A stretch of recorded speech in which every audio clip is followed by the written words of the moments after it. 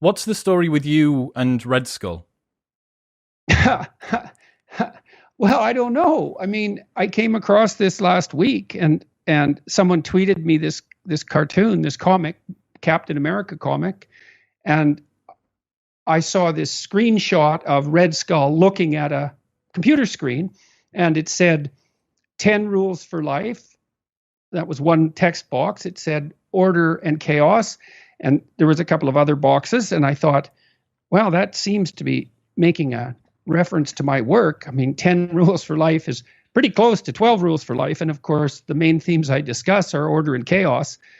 I mean, one book is about order and the other is about chaos, and my first book is about both. So it's a joke, associating my ideas with this arch villain, magic super Nazi Red Skull.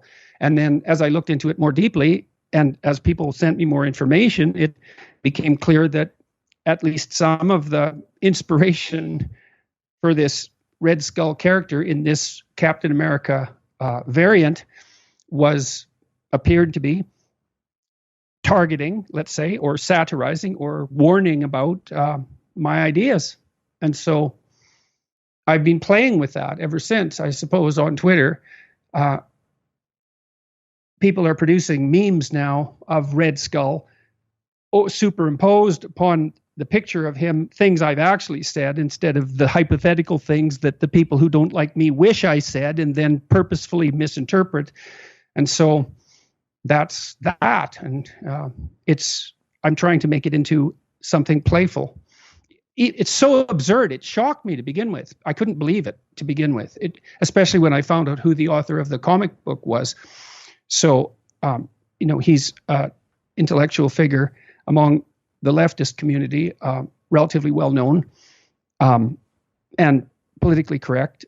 And I didn't expect it. It really threw me for a loop to begin with. I mean, it's really something to see yourself portrayed, let's say, parodied, satirized I've been called a Nazi before. It's not pleasant, but this is one step beyond that. I mean, Nazi apparently isn't enough. I have to be a magical super Nazi. And, by implication, well, really, it's so surreal and absurd that I couldn't believe it to begin with. And then I think what's happening with it is so comical because Red Skull is a demonic character. I mean, he's a satanic character, and in his looks and in his actions, and people are putting my words over his representation, and there's a jarring discontinuity between the visual image and the actual words, especially for the quotes that have been derived from my talks that are in some sense more straightforward and commonsensical, like, clean up your room or don't lie. They're not exactly the sorts of messages that the most malevolent imaginable Nazi supervillain would dream up and promulgate.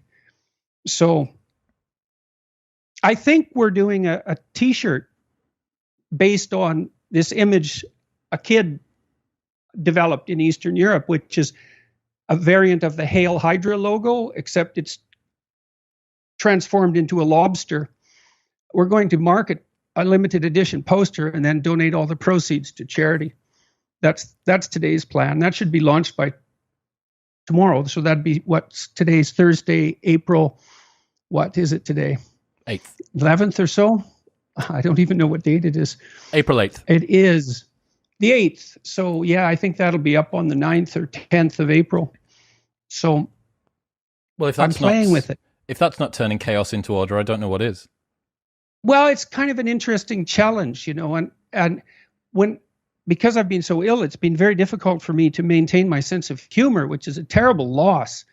It's the best response to that sort of thing is a deft play, rather than outrage, even though it is outrageous. It's outrageous to the point of being surreal, and that's partly why it was so shocking to me. I couldn't believe that could possibly be real, but there it was, And many people who fancy themselves as my enemies have pointed out that, well, I'm probably so much like this Red Skull character that I'm just imagining that it's a parody of my ideas. But I'm afraid that's a pretty weak argument given the, virtual word for word similarity of 10 rules for life and chaos and order.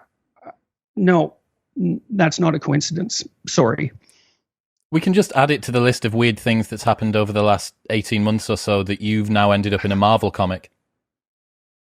Yeah, well, it's like a weird thing seems, I don't know. Yes, my life seems to predictably consist of unpredictably weird things. And I don't really know what to make of that. And neither my family as well, because it tends to throw them for a loop as well. Although my daughter at the moment is having some fun playing with this. She's also healthy enough to have regained her sense of humor. So she's quite enthusiastic about the opportunity that this lays out.